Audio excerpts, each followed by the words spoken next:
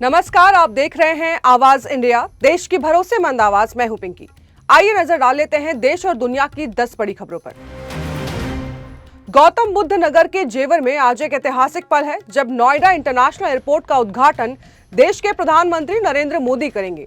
करीब 24 साल के लंबे इंतजार के बाद ये एयरपोर्ट, जो 11,200 करोड़ रुपए की लागत से तैयार किया गया है, उत्तर प्रदेश और पूरे देश के लिए एक बड़ी उपलब्धि है। परियोजना पब्लिक प्राइवेट पार्टनरशिप मॉडल पर आधारित है और इसे एशिया के सबसे बड़े ग्रीनफील्ड एयरपोर्ट के रूप में जाना जा रहा है।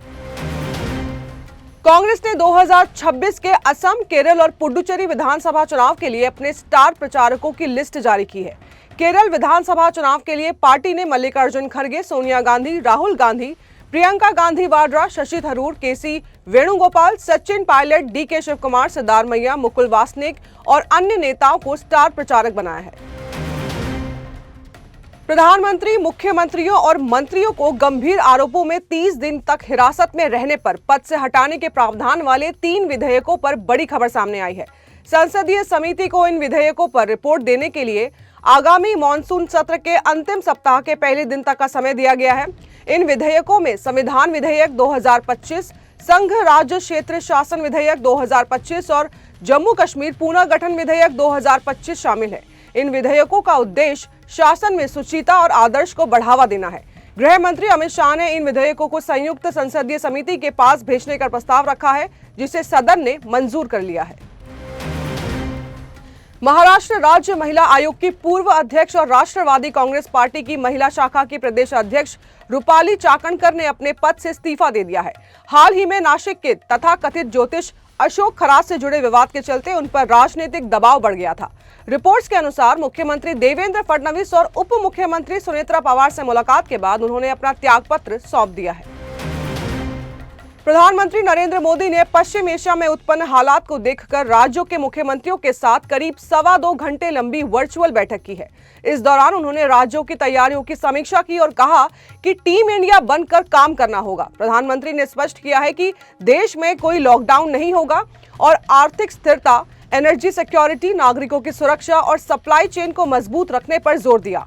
साथ ही जमाखोरी और मुनाफाखोरी के खिलाफ सख्त कार्रवाई की अपील भी की। प्रधान न्यायाधीश सूर्यकांत ने उच्च न्यायालयों के मुख्य न्यायाधीशों को पत्र लिखकर न्यायिक रिक्तियों को शीघ्र भरने की आवश्यकता पर जोर दिया है। उन्होंने विशेष रूप से महिला न्यायाधीशों की पदोन्नति पर ध्यान देने की अपील की है ताकि उच्च न्यायपालिका में महिलाओं का प्रतिनिधित्व बढ़ सके। सीजेआई ने पिछले हफ्ते 25 उच्च न्यायालयों के मुख्य न्यायाधीशों से रिक्तियों को जल्द भरने और कॉलेजियम की सिफारिशों में देरी न करने की भी अपील की है। मुर्शिदाबाद में रामनवमी के जुलूस के दौरान 2 समुदायों के बीच 3 स्थानों पर हिंसक झड़प हो गई। इस दौरान दुकानों और प्रतिष्ठानों में तोड़फोड़, लूटपाट और आगजनी की घटनाएं हुई। कई लोग घायल हो गए हैं। स्थिति को नियंत्रित करने के लिए केंद्रीय बल और स्थानीय पुलिस मौके पर पहुंची और पूरे शहर में धारा 144 लागू कर दी गई है। फिलहाल माहौल तनावपूर्ण बना हुआ है। अमेरिका, इजराइल और ईरान के बीच युद्ध का आज 29वां दिन है और ये जारी है। अमेरिकी सेना ने अपनी हाइपरसोनिक मिसाइल डार्क ईगल का एक और टेस्ट लॉन्च किया, जो तेज रफ्तार से आसमान में उड़ान भर गया। इस बीच शांति वार्ता की चर्चाओं के बावजूद हमले लगातार जारी हैं। हिजबुल्लाह ने इजराइल के हाइफा और नहारिया पर 30 से ज्यादा रॉकेट दागे, जबकि लेबनान ने रॉकेट और ड्रोन हमले में इजराइल में एक महिला की मौत हो गई है और कई लोग घायल बताए जा रहे हैं। ईरान ने इजराइल की एरोस्पेस और हथियार फैक्ट्रियों पर ड्रोन हमले किए, जबकि इजराइल ने शिराज एयरपोर्ट समेत कई ईरानी ठिकानों पर जवाबी हमले किए। तेल अवीव में मिसाइल हमलों से 3 इमारतें क्षतिग्रस्त हुई हैं और कई लोग घायल हुए हैं। आईपीएल 2026 की शुरुआत आज से ही होगी, जिसमें डिफेंडिंग चैंपियन आरसीबी अपने पहले मैच में सनराइजर्स हैदराबाद से एम चिन्नास्वामी स्टेडियम में भिड़ेगी। इस सीजन को और भी रोमांचक बनाने के लिए बीसीसीआई ने नया नियम लागू किया है। टूर्नामेंट का फाइनल 31 मई को खेला जाएगा। आदित्य धर की फिल्म धुरंधर 2 बॉक्स ऑफिस पर शानदार प्रदर्शन कर रही है और ये प्रदर्शन जारी रखते हुए रणवीर सिंह, अर्जुन रामपाल, संजय दत्त, आर माधवन, राकेश बेदी और सारा अर्जुन स्टारर ये फिल्म रिलीज के 9वें दिन भी जबरदस्त कमाई करती नजर आ रही है।